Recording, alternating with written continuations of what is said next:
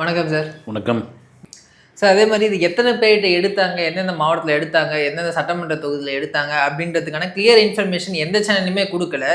So அது எப்படி sir இது நம்பலாமா, இல்லை எப்படி சார் இது எப்படி எடுத்துக்கிட்டது? குறிப்பாக நமக்கு 23ஆம் தேதி அந்த தேர்தல் முடிஞ்சது.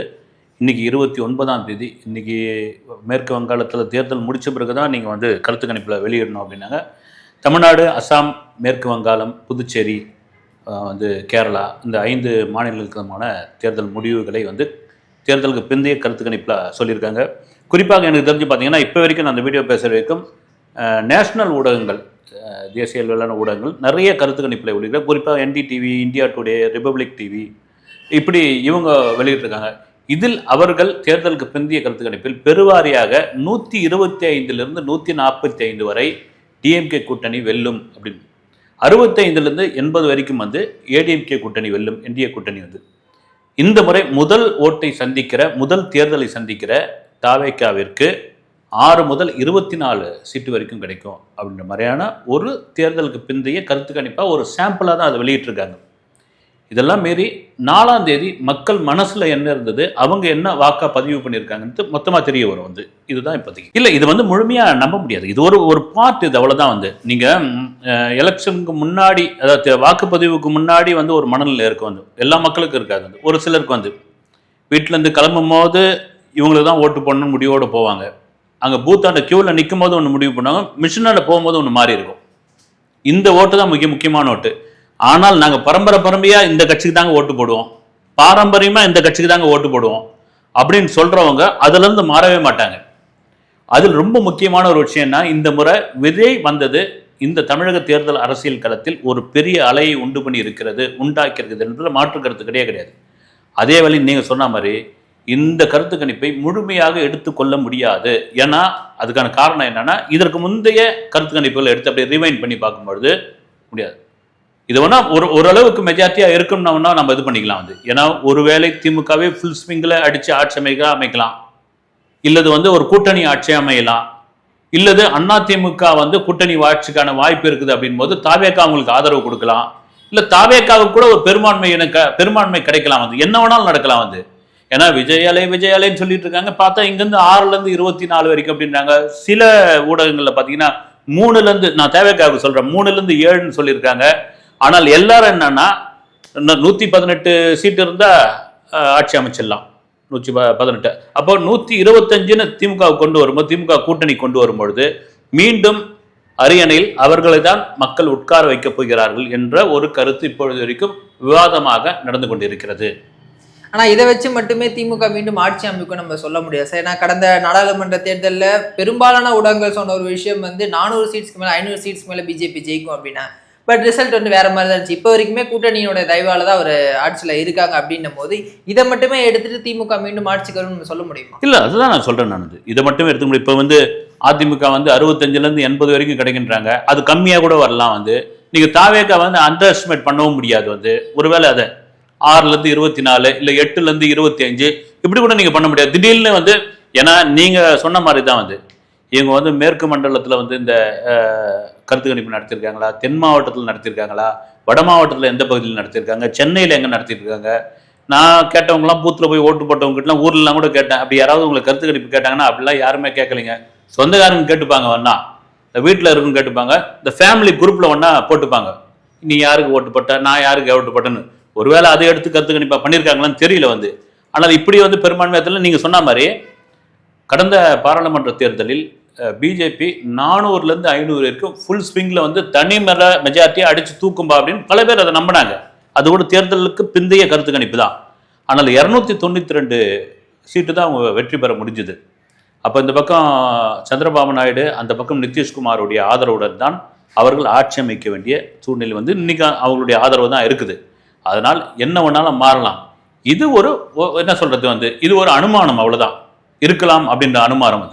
நீங்கள் மற்ற இதுக்கு இப்போ ஏதோ ஒரு பொருள் வாங்க போகிறீங்க, அதுலேருந்து ஒரு சாம்பிள் வாங்கி பார்க்குறீங்க, ரைட்னா ஒட்டுமொத்தமாக அந்த பொருள் அப்படி தான் இருக்கும்.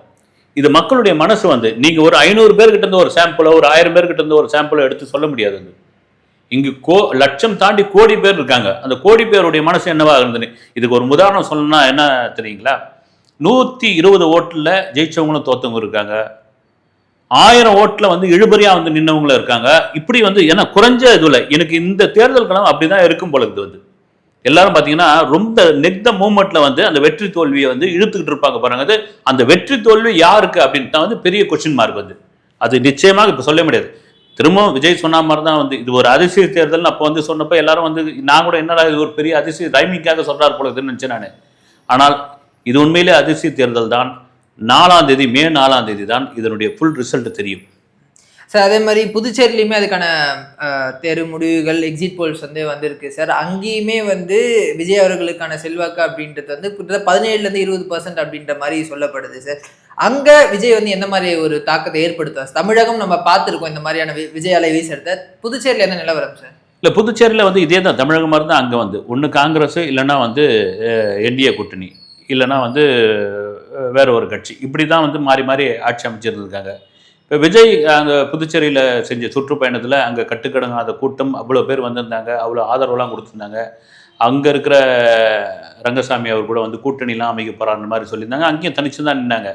இந்த வாட்டி அங்கே வந்திருக்கிற ரிசல்ட்டு பார்த்தீங்கன்னா அந்த கருத்து கணிப்பு பார்த்தீங்கன்னா என்டிடிவி என்டிஏ வந்து இந்த முறை வந்து அதிகப்படியான சீட்டுகளை பெறும் அப்படின்ற மாதிரி சொல்லுங்க. புதுச்சேரி ஒரு சின்ன ஒரு மாநிலம், ஒரு யூனியன் பிரதேசம்.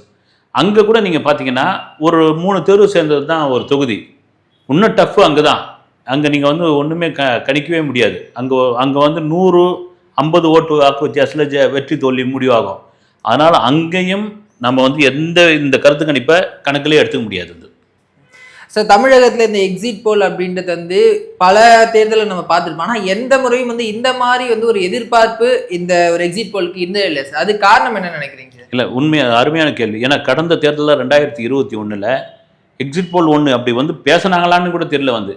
ஏன்னா அதுக்கான காரணம் என்னென்னா எப்போ திமுக தான் ஜெயிக்கும், திமுக தான் பெருவாரியாக வெற்றி பெறும். அதுக்கான காரணம் என்னென்னா அப்பொழுதைய அதிமுக ஆட்சி, எடப்பாடி அவர்கள் முதல்வராக இருந்தார். அப்போ அந்த கொரோனா வந்தது.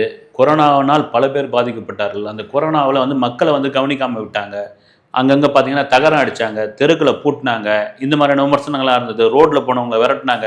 அது பண்ணலன்னா ஒன்றும் பண்ணியிருக்க முடியாது. வந்து மக்களை வந்து இதுவாச்சு, எதுவும் வந்து சரியான வசதி செஞ்சு கொடுக்கல. அப்புறம் வந்து கிட்டத்தட்ட அப்போ பேருக்கு தான் அதிமுக ஆட்சி, உள்ளே இறங்கி பிஜேபி தான் ஆட்சி பண்ணிக்கிட்டு இருந்தது. ஏன்னா இந்த வாட்டி திமுகவே வந்து அந்த தேர்தல் பிரச்சாரத்தை என்ன பண்ணுறாங்க, நீங்கள் அதிமுக ஓட்டு போட்டிங்கன்னா மறுபடியும் பிஜேபி உள்ளே வந்துடும், அதை தான் திரும்ப திரும்ப அவங்க சொல்லிட்டு இருந்தாங்க. வந்து அதை தான் இது பண்ணியிருந்தாங்க.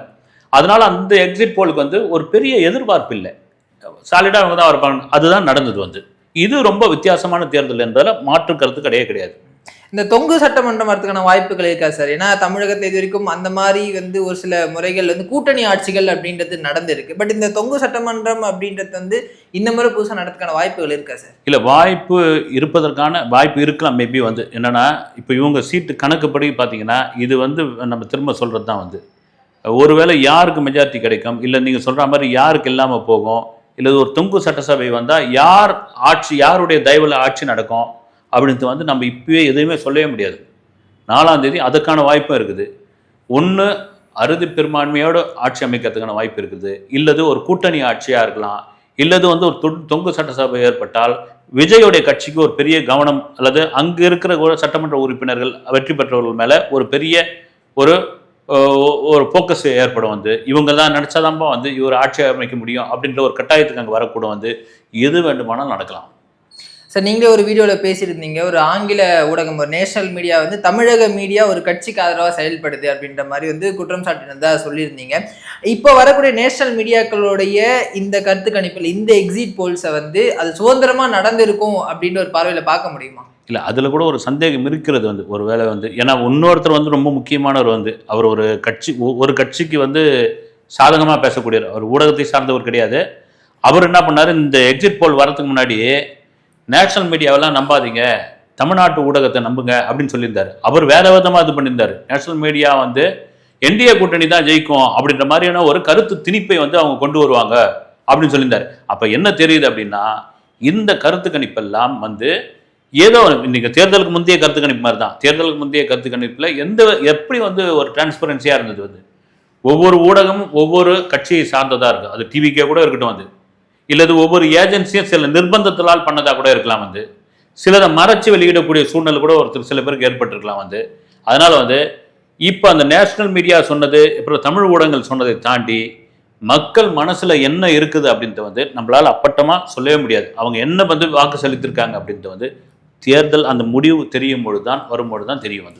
மக்கள் என்ன தீர்ப்பளிச்சிருக்காங்க மே 4ஆம் தேதி பார்க்கலாம் சார். தகவலுக்கு ரொம்ப நன்றி சார். வணக்கம்.